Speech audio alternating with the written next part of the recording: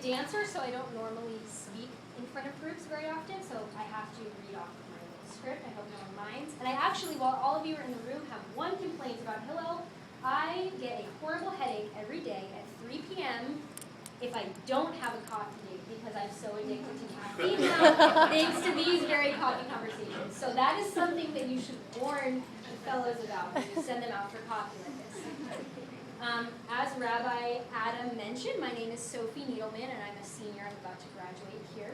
And I'm here to share with you about how Berkeley Hillel has changed my life. And my group heard a little bit about this earlier, so I'm going to elaborate on some of these things. And you did it without notes? And I did it with, I've memorized my Jewish story, yes. Well, I'm actually about to say that one of the questions we ask in this building and outside of this building is, what's your Jewish journey? That is such a standard question that goes on for everyone that's involved in Hillel. So I'm going to start with that.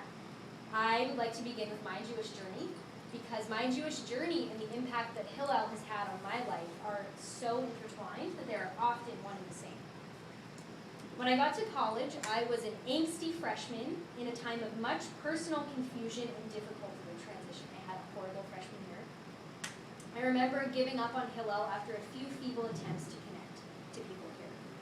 And a few months after my initial exposure to Hillel, a friend of mine invited me to a Passover Seder off campus at his friend's house with a bunch of other Jewish students.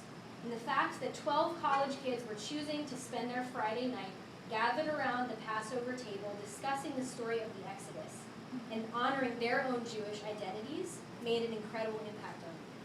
It reminded me of the power of Judaism as a practice, especially when it is chosen out of what seems like an infinite variety of alternatives that we're exposed to at this time in our lives in college. I see how Berkeley Hillel impacts the UC Berkeley Jewish community, even in the most subtle and humble ways, which is one of the most valiant and honorable aspects of Hillel as an organization that absolutely draws me in and garners my respect. It became important to me to go on Birthright through Berkeley Hillel to experience it with the community I could relate to and also be a part of upon returning home. Maybe even more significant to my connections with peers was my connections with the Berkeley Hillel staff after that Birthright trip. Our Israel fellow at the time, Einat, made a huge impact on me, and Rabbi Gabe Greenberg is now one of my most adored mentors and friends. The investment Hillel has made in me since then, as a Jew, student, leader, organizer, community member, and representative, is absolutely priceless in terms of its impact on my life.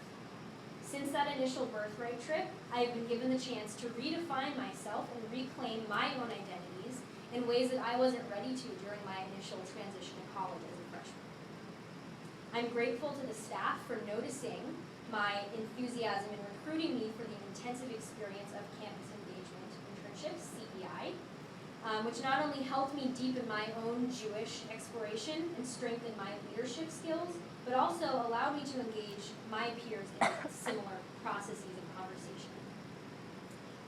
The coffee conversations I've had on behalf of Hillel have led me to some of the most inspiring and thought-provoking moments I've had during my undergraduate career, as well as have equipped me with tools like active listening, speaking from my own truth, facilitation and conflict mediation, and honorable leadership that I hope to contribute to the larger Jewish community upon graduating and beyond. The past 2 years of my involvement in Hillel have been so rich, from deepening my connection and understanding of Israel, both culturally and politically, to starting and directing Cal's queer Jewish group on campus, QJew, to planning a variety of events, including an outdoor Rosh Hashanah picnic and text study, and food justice Seder, for which I wrote the Haggadah, and I hope to soon publish and circulate that Haggadah, to joining the David Project Fellowship, to returning to Israel to study about Judaism and visit all 8 of the Israeli Birthright soldiers that I met on my initial trip. I saw all of them on my trip back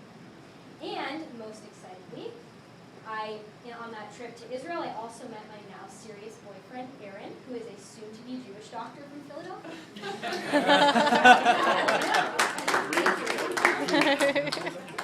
I have been provided endless food and caffeine, a safe place to be near campus, and a sense of welcoming that impacts me emotionally on a daily basis. Because of Berkeley Hillel, I've been provided emotional and financial resources to pursue my own Jewish journey, regardless of what that journey holds or where it leads. I've been exposed to Jewish and Israeli intellectual and artistic content informing my honors thesis, called Chutzpah, on the intersection of homosexuality and Judaism in the Israeli drag scene. And it's fabulous. If you've never experienced it, I highly recommend it. In addition to the Jewish journey question, a question I hear a lot these days is, what are you going to do after you graduate? And I'm honored to say that I plan to pursue a career working for Hillel, to continue the legacy I have been so lucky to experience here. To put it simply, Berkeley Hillel is almost entirely responsible for transforming me from an anxious, reserved, lonely, closeted girl into a happy, empowered woman leading a strong Jewish life with an incredible partner in hopes of raising a Jewish family and pursuing a career in Jewish education and service. I normally am so far from stereotypical, but this is one stereotype I am happy to fulfill, very much thanks to